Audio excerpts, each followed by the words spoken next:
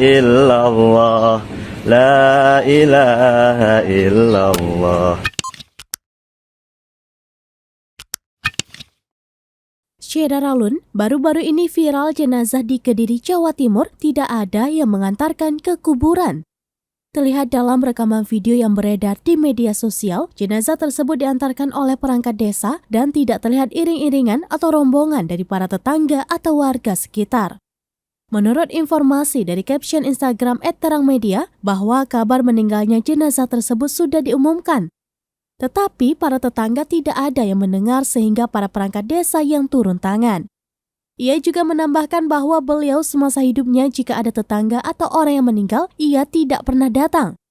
Hingga berita ini diturunkan, belum ada keterangan resmi dari perangkat desa setempat perihal video viral tersebut.